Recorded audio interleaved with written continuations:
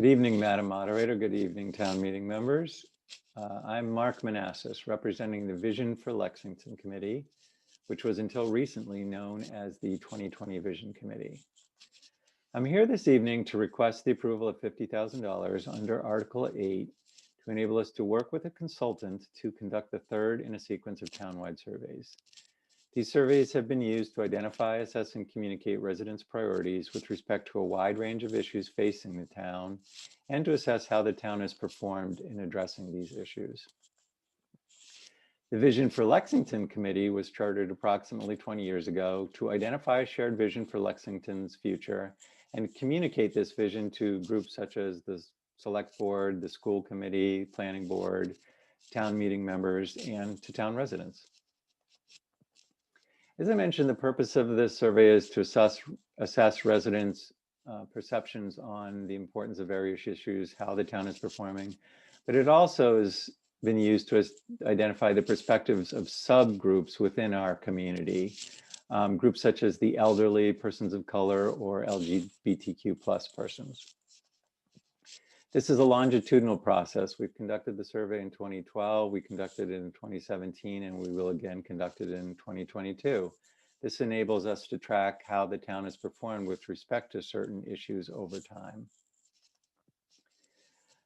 And I'll show in a minute a few examples of how past findings have positively impacted the town's priorities and the town's decision-making. The survey not only identifies the importance of various issues, but it also helps identify the importance of trade-offs in making these decisions. So for example, in the case of open land, which do town residents value the most? Creating affordable housing on that land, creating recreation fields on that land, or simply maintaining it as open land? The 2012 and 2017 townwide survey had a wide range of focus areas, including economic development, physical character, town government, communication, etc. We've identified that these are still important, yet we recognize we need to increase the depth of questions in the area of diversity, equity, and inclusion, climate change and resiliency, and in public health. A copy of the 2017 survey report can be found at this URL. Here's an example of a question from the 2017 survey with regards to diversity. For the majority of town residents, the most important issue regarding population diversity was welcoming diverse groups of people to the town. We can see from this graph, which showed 46% of town residents thought it was extremely important to welcome diverse groups of people to the town, while 21% of residents thought that the town was doing an excellent job in achieving this objective. In the area of communication, the 2017 survey suggested that the town was not performing well in communicating enough with its residents. Focus groups confirmed these findings, which resulted in the acceleration of plans to hire a public information officer and led to the creation of a working group which developed a report identifying 7 key recommendations to improve the communication of the town with its residents. This report can be found at this URL. So in conclusion, I'd like to ask again for the approval of $50,000 under Article 8 to enable us to work with a consultant.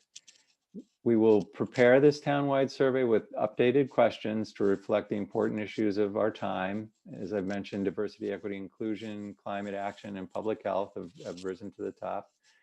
We will translate this into other languages to increase access to the survey.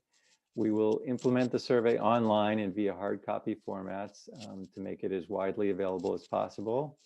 We will perform statistical analysis of the responses, including the responses of various subpopulations. We facilitate focus groups to drill down into some of the issues.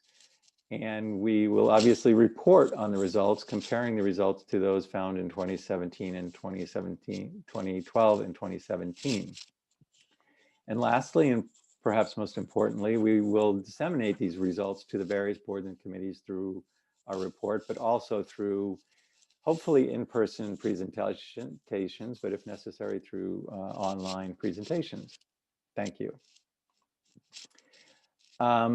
As with all articles before town meeting, we've been asked to make a statement on sustainability and diversity. And while we believe that Article 8 funding does not directly affect diversity or sustainability, we do believe that the survey provides the information necessary to assess how the town is performing with regards to these issues. And the committee will work with community groups to identify implicit bias in our questions and revise questions and methods to address these issues. I'll also note we're making translated surveys available and using multiple methods of distribution, again, to try to make the survey available to as wide a range of the population as possible. So in conclusion, thank you very much for your attention. Please vote yes on Article 8. And when the survey is available in early 22, please participate in the survey and make your voices heard. Thank you very much.